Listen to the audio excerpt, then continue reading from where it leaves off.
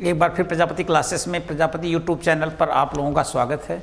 मेरे प्यारे छात्रों और बंधुओं, जैसा कि आप लोग देख रहे हैं, काव्य शास्त्र में हम लोग रस को पढ़ रहे थे और रस से संबंधित अब तक 7 क्लासें हो चुकी हैं। आज रस से संबंधित हमारी कौन सी क्लासें होंगी? 8वीं क्लास होगी। अच्छा, हमने पूरे रस के तत्व, अवयव या रसांग को देख लिया है। आज हम लोग एक एक रस को पढ़ेंगे। इसके पहले की जो क्लासें हैं उसको आप डिटेल्स देखें, तब आप इस सारी चीज़ों को आगे समझ पाएंगे। पूरे विश्वास के साथ उसको एक एक पॉइंट सुने और नोट करें, देखें। रस के पूरे तत्व अवयव जिसको आ जाएंगे वह रस पढ़ने में उसको बहुत आसान हो जाएगा। तो न देर करते हुए अब लोग हम चलते हैं।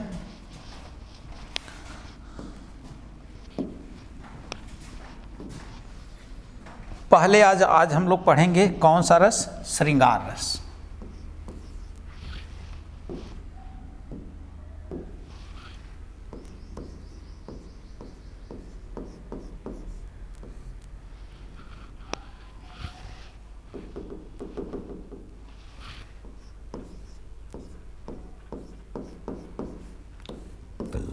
श्रृंगार रस देखेंगे। सबसे पहली बात ये जानेंगे श्रृंगार रस का स्थायी भाव क्या होता है? रति। लिखेंगे इस रस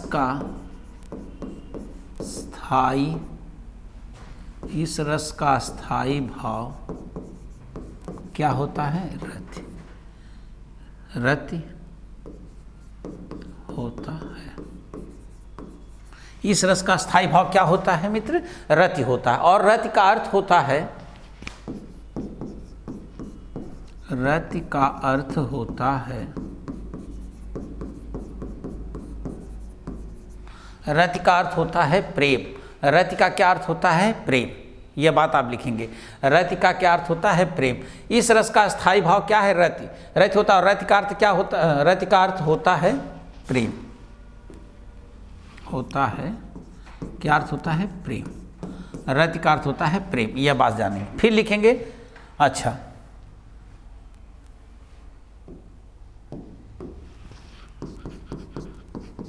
श्रृंगार का लिखेंगे। श्रृंगार का व्याकरणिक अर्थ, व्याकरणिक अर्थ। श्रृंगार का व्याकरणिक अर्थ जो होता है बाबू, सजावट होता है।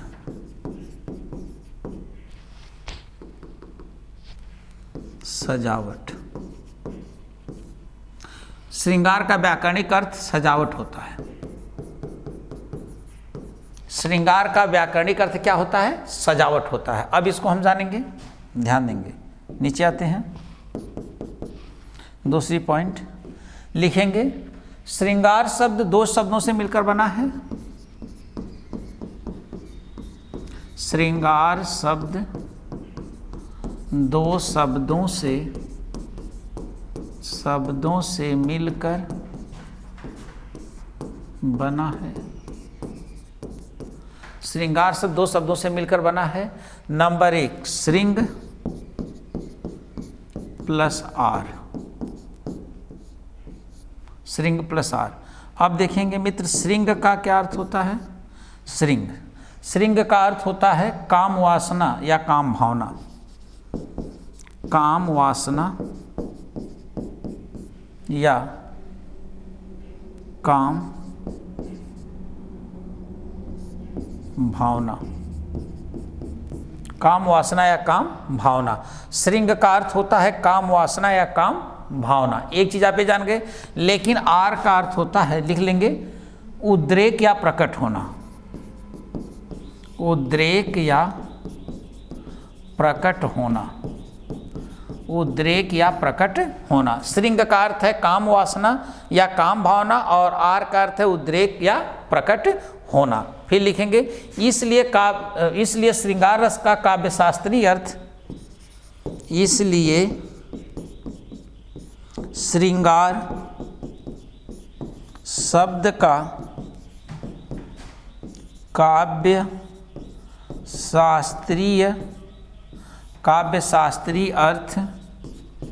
काव्यशास्त्रीय अर्थ होता है काम भावना का उद्रेक होना। होता है काम भावना का उद्रेक होना अर्थात उद्रेक होना यानी काम भावना का क्या होना, प्रकट होना। काम भावना का क्या होना, प्रकट होना। पहला ही पेज है, देखेंगे मित्र, पहला ही पेज है। पहले हम देखेंगे इसको जरा एक बार फिर समझाते हैं। आज हम लोग रस को पढ़ रहे हैं व्याख्या सहित। पहला रस हमने किसको चुना बाबू, श्रृंगार रस को। देखते हैं इस रस का स्थायी भाव क्या होता है, रति। पूछा गया प्रश्न है कि रति श्रृंगार रस का स्थायी भाव होता है, तो श्रृंगार रस का स्थायी भाव क्या होता है, यति। आप फिर देखेंगे यति का अर्थ क्या है, माने रति का अर्थ होता है प्रेम। रति का क्या अर्थ बताया गया, प्रेम। कहता है श्रृंगार रस का व्याकरणिक अर्थ सजावट होता है, यानी व्याकरणिक अर्थ जो इसका बताया जाएगा सजावट, श्रृंगार करना, सजावट करना, ये सब बोला जाता है, आप लोग सुने भी हैं। लेकिन कहता है श्रृंगार शब्द दो शब्दों से मिलकर बना है, श्रृंग प्लस आर। श्रृंग का अर्थ है काम वासना या काम भावना, आर का अर्थ है उद्रेक या प्रकट होना। तो इसलिए श्रृंगार शब्द का काव्य शास्त्रीय अर्थ जो होता है बाबू, काम भावना का उद्रेक होना या काम भावना का प्रकट होना। श्रृंगार शब्द का क्या अर्थ होता है, काम भावना का उद्रेक होना या काम भावना का प्रकट होना। यह बात आप जान चुके हैं। ये यही प्रश्न आपको जानना है कि श्रृंगार का क्या अर्थ होता है। श्रृंगार रस का अर्थ होता है काम भावना का उद्रेक होना या काम भावना का प्रकट होना। फिर चलते हैं परिभाषा या इसका लक्षण लिखेंगे।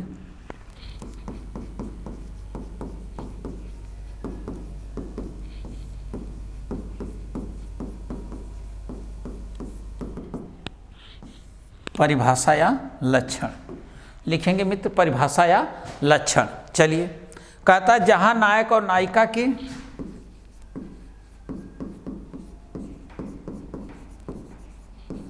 नायक और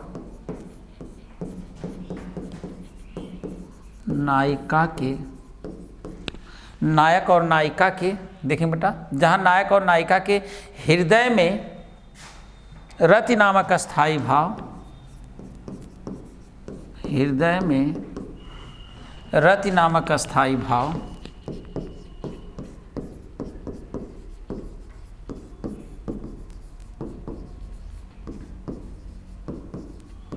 रति नामक स्थायी भाव लिखेंगे। रति नामक स्थायी भाव जागृत होकर के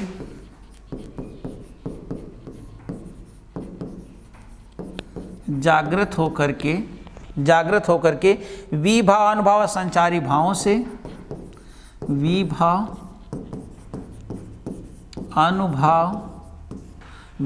अनुभाव व संचारी भावों से युक्त हो जाए, वह संचारी भावों से युक्त हो जाए, संचारी भावों से युक्त हो जाए लिखेंगे। युक्त हो जाए तो वहाँ पर हो जाए तो वहाँ पर श्रृंगार रस होता है। जहाँ नायक और नायिका, याद रखेंगे मित्र, श्रृंगार रस में नायक और नायिका, भाई बहन नहीं, माता पिता नहीं, वहाँ रसाभास हो जाएगा। नायक और नायिका की ही बात होनी चाहिए। और मैंने स्थिति बताया है, इसके पहले वाला क्लास आप देखिए, रसाभास। रसाभास जो देखेगा छात्र छात्रा तो इसको बहुत आसानी समझ पाएगा कि श्रृंगार रस वास्तव में कहाँ होता है, जहाँ नायक और नायिका की ही बात कही गई हो, मिलने की, भाई बहन के मिलने की बात कही हो, माता पिता से पुत्र के मिलने की बात कही गई हो, यहाँ पर नहीं है। चलिए, कहता है जहाँ नायक और नायिका के हृदय में रति नामक स्थायी भाव जागृत होकर के विभाव अनुभाव व संचारी भावों से। अब देखो, जहाँ नायक और नायिका के हृदय में रति नामक स्थायी भाव जागृत होकर के, रति नामक स्थायी भाव, रति का मतलब क्या हो जाएगा, प्रेम।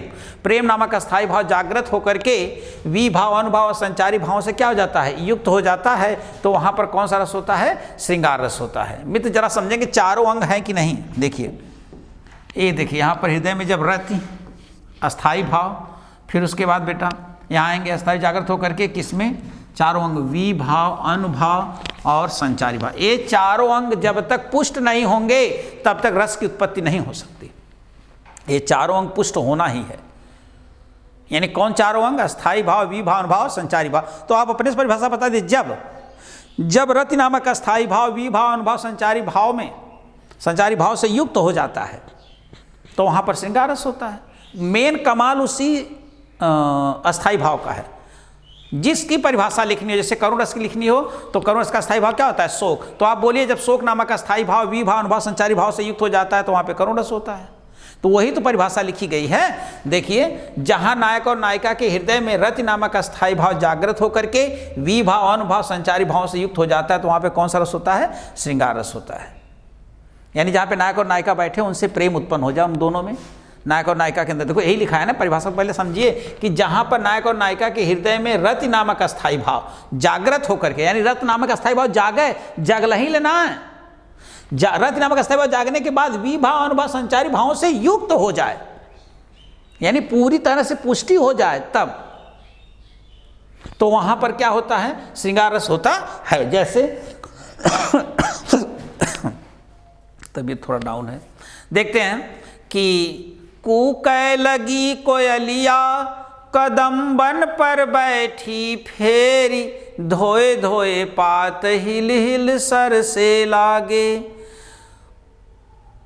बाबू ध्यान देंगे, भारतेंद्र चंद्र जी की रचना है, प्रेम माधुरी से यह पंक्ति है कि कूकै लगी कोयलिया कदम बन पर बैठी फेरी, धोए धोए पात हिल हिल सर से लागे।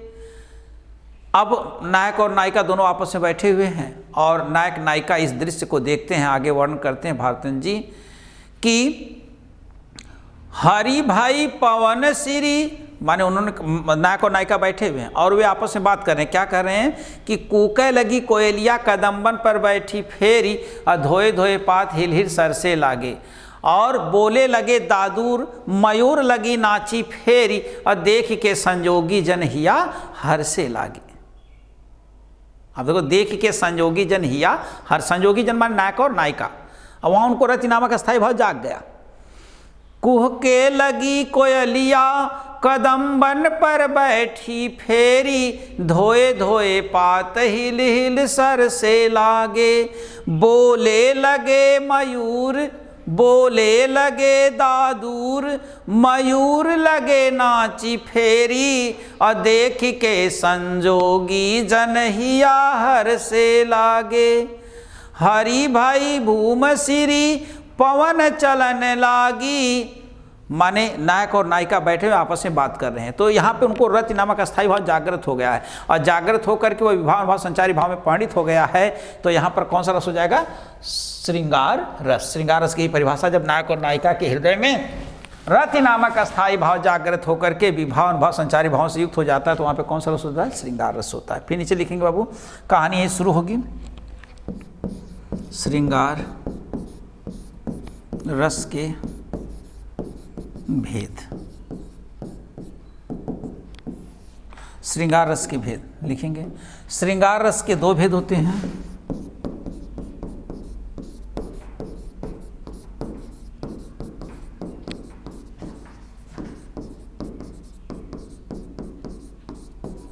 श्रृंगार रस के दो भेद होते हैं, बहुत सुपर रस है बाबू।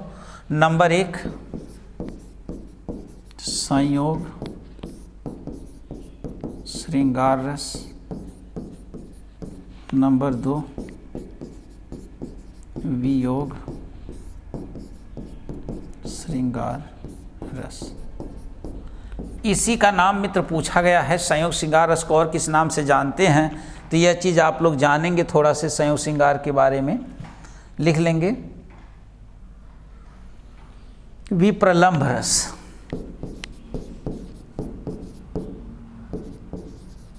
विप्रलंभ रस, इसे क्या कहते हैं? विप्रलंभ रस कहते हैं।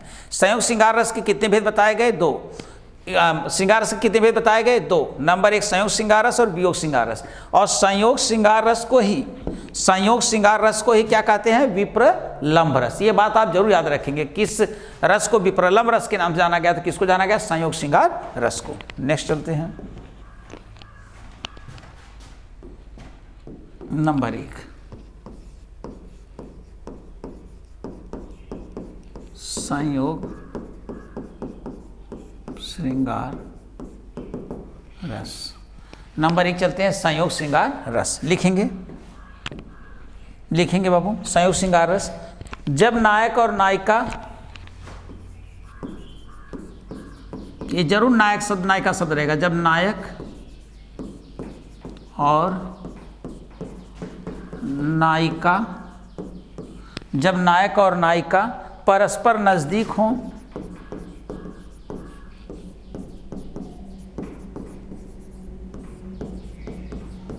परस्पर नजदीक हों, जब नायक और नायिका परस्पर नजदीक हों, उनके हृदय में रति नामक अस्थाई भाव,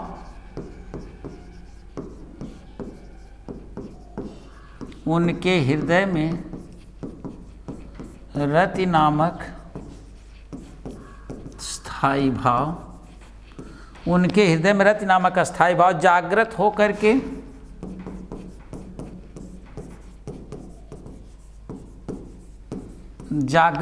करके विभाव अनुभाव संचारी भावों से युक्त हो जाए, विभाव अनुभाव और संचारी भावों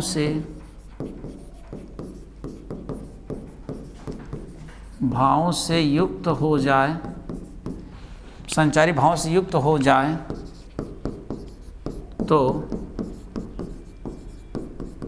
वहाँ पर संयोग श्रृंगार रस होता है, वहाँ पर संयोग श्रृंगार रस होता है। क्या हो जाएगा? जब नायक और नायिका परस्पर नजदीक हों, उनके हृदय में रति नामक अस्थाई भाव, रति नामक अस्थाई भाव जागृत होकर के विभावन भाव और संचारी भाव से युक्त हो जाए तो वहाँ पर संयोग श्रृंगार रस होता है। यानी कि जब नायक और नायिका क्या हो, परस्पर नजदीक हों और उनके हृदय में रति, अब देखो एक अस्थाई भाव लगा दिया, माने अंग लगा दिया, एक रस का अस्थाई भाव लगा दिया। जब रति नामक अस्थाई भाव जागृत हो जाए, जागृत होने से नहीं है, जागृत होने के बाद विभाव अनुभाव और संचारी भाव से क्या हो जाए, युक्त हो जाए तो वहाँ पर क्या होता है, संयोग श्रृंगार रस होता है। लिखेंगे। अच्छा ध्यान देंगे बाबू।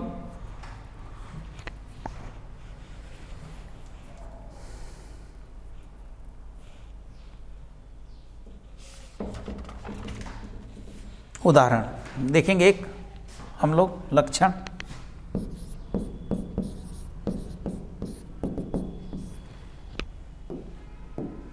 लिखेंगे देखन बाग कुंवर दो आए, देखन बाग कुंवर दो आए, कुंवर दो आए, देखन बाग कुंवर दो आए, लिखेंगे वह किशोर बहुभांति सुहाए, वह किशोर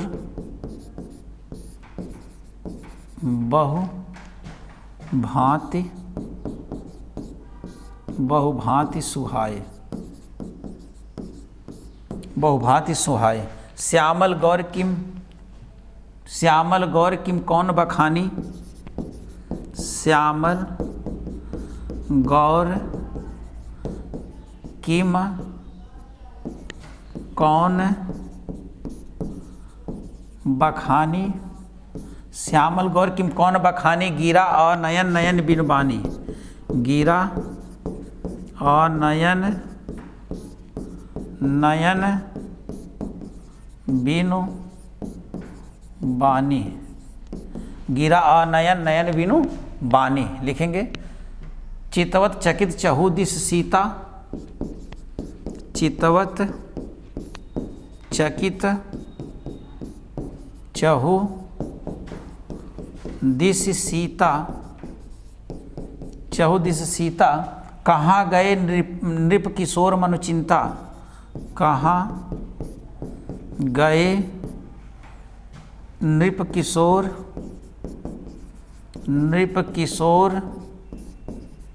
मन चिंता, जहाँ बिलोक मृग सावक नैनी, जहाँ विलोक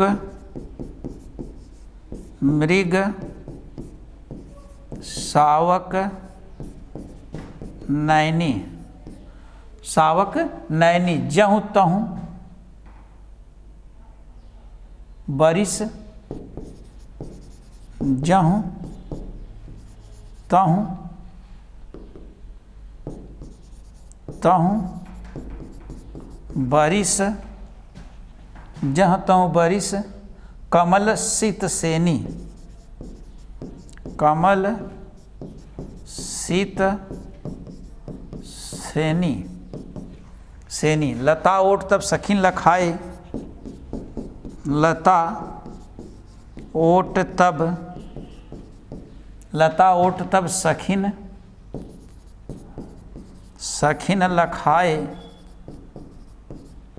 लखाए, श्यामल गौर किशोर सुहाए, श्यामल गौर किशोर, किशोर सुहाए, श्यामल गौर किशोर सुहाए। देख रूप लोचन ललचाने, देख रूप लोचन ललचाने, देख रूप लोचन ललचाने, होगल हर से जनु निज निधि पहचाने, हर से जनु निज निधि पहचाने, हर से जन निज निधि पहचाने।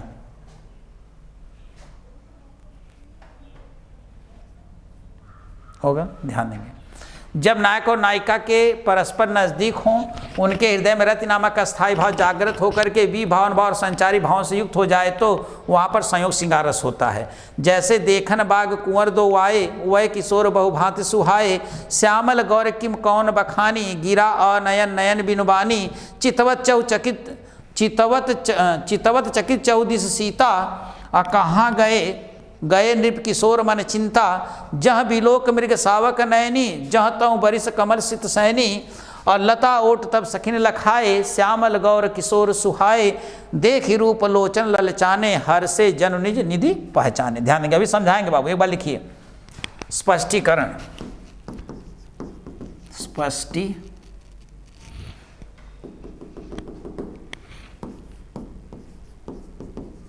स्पष्टीकरण। पहला क्या इसमें स्वीकार, अस्थाई भाव क्या है उसको बताना है, उसको हम अर्थ बताएंगे तो आप यहाँ पर लिखेंगे क्या है अस्थाई भाव क्या है इसका। फिर आलंबन, आलंबन, आश्रय आलंबन, ऐसा लिखिए। आश्रय आलंबन, इसमें आश्रय आलंबन कौन होगा। तीसरा प्रश्न आएगा विषय आलंबन कौन होगा, विषय आलंबन कौन होगा। फिर चौथा प्रश्न बनेगा उद्दीपन कौन होगा। फिर उसके बाद पांचवा प्रश्न बनेगा अनुभाव क्या होगा। फिर छठा प्रश्न बनेगा संचारी भाव क्या होगा। ऐसे प्रश्न आने लगे हैं, संचारी भाव क्या होगा। अब उसको पढ़ेंगे और यहाँ पर हमें निकालना है कि कौन क्या होगा ना। अच्छा ध्यान देंगे, कहता स्थायी भाव तो रथ हो जाएगा। आश्रय आलंबन, जिसके हृदय में भाव जागे आश्रय आलंबन, जिसके कारण भाव जागे विषय आलंबन, जो जगे हुए भाव को और बढ़ा दे उद्दीपन।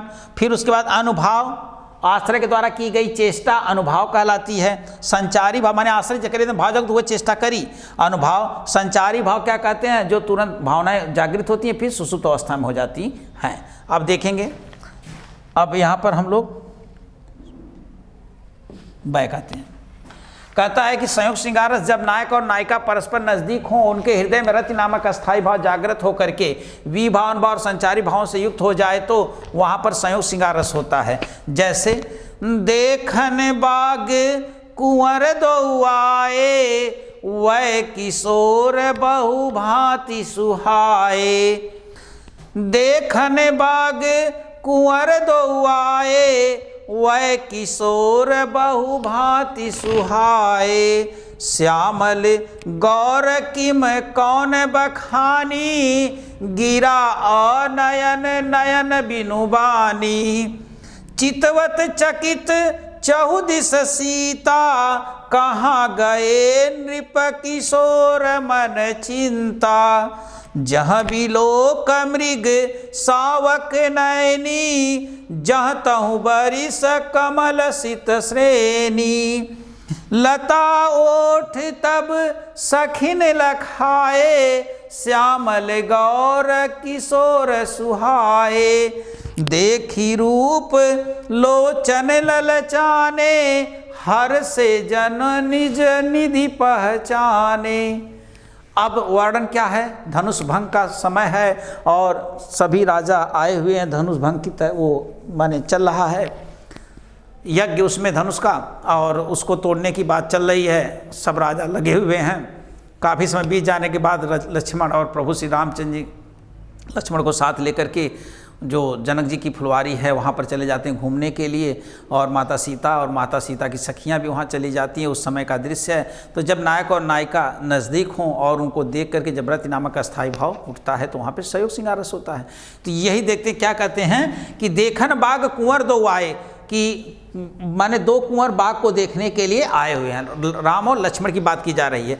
वह किशोर बहुभाष सुहाए, और जो वह किशोर हैं वह हर तरह से सुंदर हैं, हर तरह से सुहाए हैं। श्यामल गौर किम कौन बखानी, सखी कहती है माता सीता से कि श्यामल गौर किम कौन बखानी, माने कि श्यामल गौर किम कौन बखानी, माने किसका मैं बखान करूं, सांवले की कि गोरे का, माने इतने लोग सुंदर हैं। गिरा और नयन नयन बिन बानी, हे सखी गिरा माने गला तो बोलना चाहता है लेकिन इसके पास नेत्र नहीं है, देखा नहीं है, और नयन बिन बानी नयन देखी है लेकिन यह बोल नहीं सकती। फिर क्या कहते हैं कि अब इतनी बात सुनने के बाद अब यह भाव किसके अंदर जागा, ये इतनी बात जब सुनी माता सीता के अंदर भाव जागा तो माता सीता जी क्या हो जाएंगे, आश्रय आलंबन। किसके कारण भाव जागा, रामचंद्र जी के कारण भाव जागा तो रामचंद्र जी क्या हो जाएंगे, विषय आलंबन हो जाएंगे। ये दोनों चीज पकड़नी बहुत जरूरी है। अच्छा, चितवत चकित चौदिस सीता, इतनी बात सुनने के बाद माता सीता जी चारों तरफ देखती हैं, कहाँ गए नृप किशोर मन चिंता। जब नहीं देख पाती हैं तो कहती हैं सखी से कि मेरे मन में चिंता हो रही, वो सब किशोर कहाँ गए।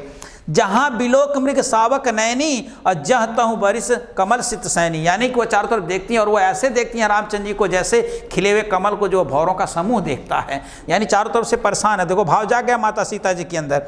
लता ओट तब सखिन लखाए, श्यामल गौर किशोर सुहाए, तो लताओं के बीच में सखियाँ दिखाती हैं, देखिए यह कुंवर दोनों हैं। और देखी रूप लोचन ललचाने, हर से जन निज निज पहचाने, यह देख करके उनके रूप को देख करके उनके नेत्र लालायित हो जाते हैं।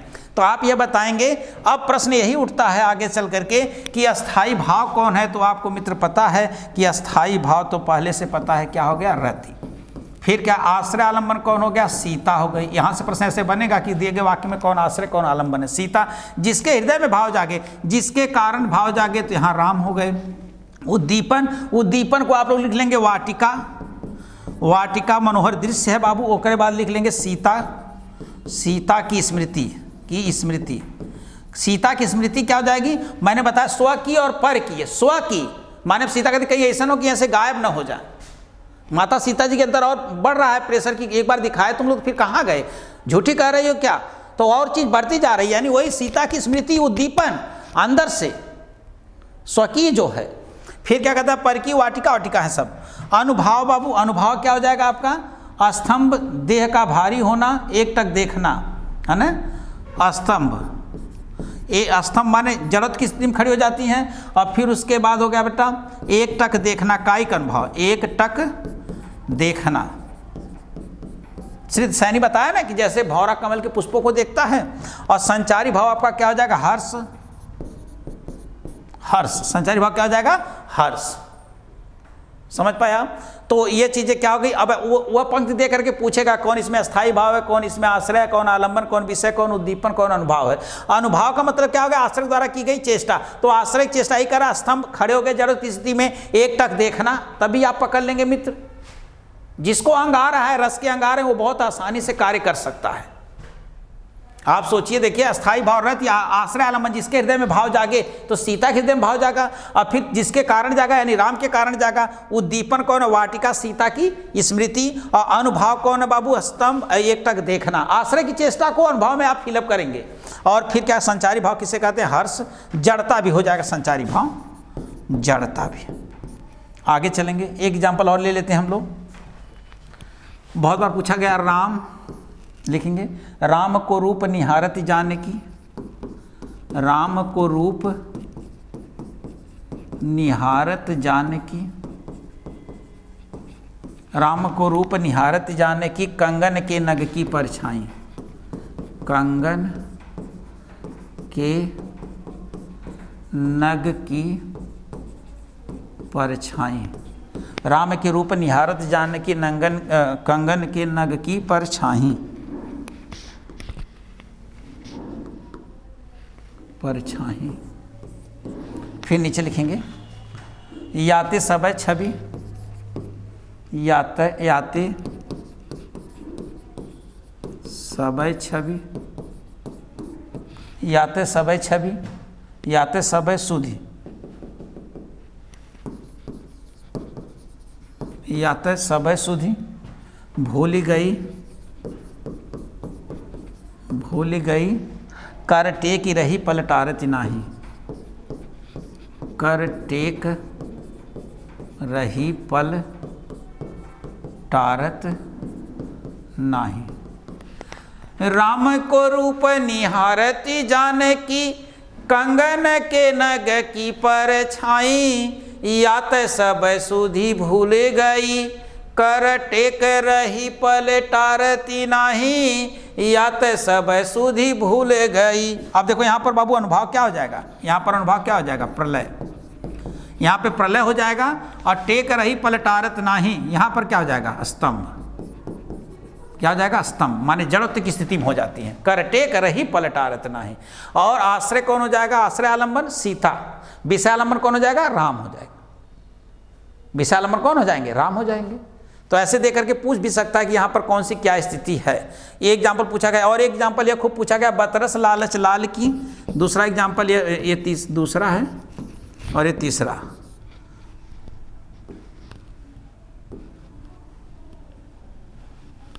बतरस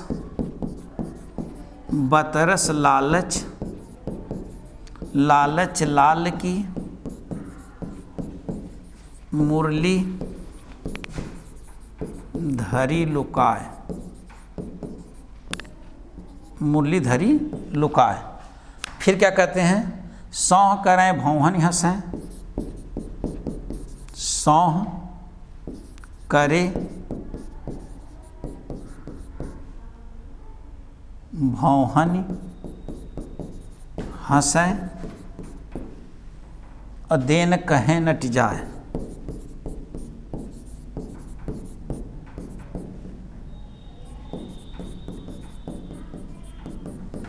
भगवान श्री कृष्ण की बांसुरी को गोपिकाएं क्या करती हैं, चुरा करके रख लेती हैं। क्या कहती हैं, बतरस लालच लाल की, मुरली धरी लुकाए, और सौह करें भौं हनु हंसें, दैन कहें नटी जाए। यानी बतरस लालच लाल की, बतरस बात का रस लेने के लिए, आनंद लेने के लिए, लाल की भगवान श्री कृष्ण की मुरली को चुरा करके गोपिकाएं क्या करती हैं, रख लेती हैं। तब यहाँ नायक और नायिका के समीप आने की बात कही गई है, तो संयोग श्रृंगार रस हो जाएगा। सौह करें भौहन हंसें, यानी वह कसम खाती हैं कि मैं बांसुरी को नहीं ली है, फिर अपनी भौहों से हंस देती हैं, और जब प्रभु श्री किसी बांसुरी को मांगते हैं तो वह देने से क्या कर जाती हैं, इनकार कर जाती हैं। अब उसके बाद संयोग श्रृंगार रस की अवस्थाएं, लास्ट पॉइंट देख लेंगे आज के लिए, संयोग श्रृंगार रस की अवस्थाएं।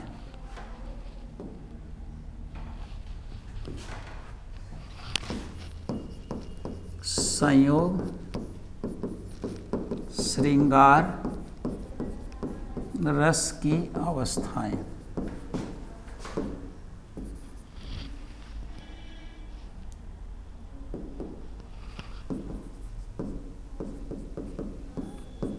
तीन है, इतना जरूर आप याद रखेंगे। सूरत, संयोग श्रृंगार रस की कितनी अवस्थाएं बताई गई, तीन। नंबर एक, ये जरूर याद रखेंगे कितनी अवस्थाएं, सूरति, सूरति, फिर उसके बाद विपरीत रति,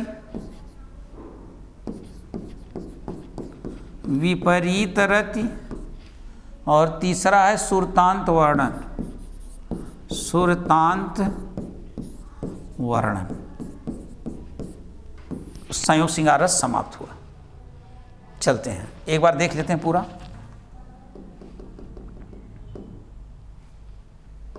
हम लोग रस को पढ़ रहे थे आज। पहला रस श्रृंगार रस।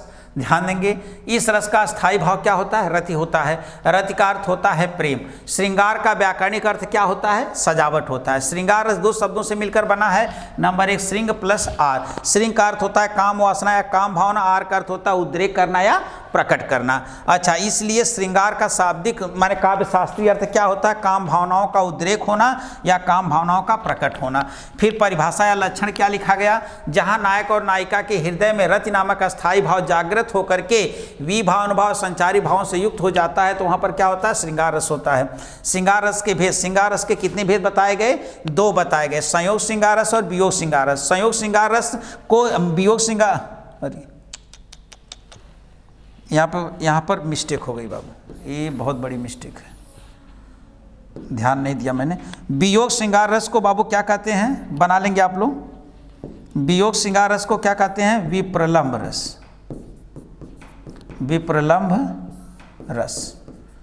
देखिए ये गलती हो जाती है, विप्रलंब, वियोग को कहते हैं विप्रलंब है, सॉरी मैंने ख्याल नहीं किया, मैंने सोचा वहाँ पर लिखा है। तो वियोग श्रृंगार रस को क्या कहते हैं? विप्रलंब रस कहते हैं। आगे चलेंगे हम लोग। कहता है संयोग श्रृंगार रस जब नायक और नायिका परस्पर नजदीक हो, उनके हृदय में रति नामक अस्थायी भाव जागृत होकर के विभाव अनुभाव और संचारी भावों से युक्त हो जाए तो वहाँ पर क्या होता है? संयोग श्रृंगार रस होता है।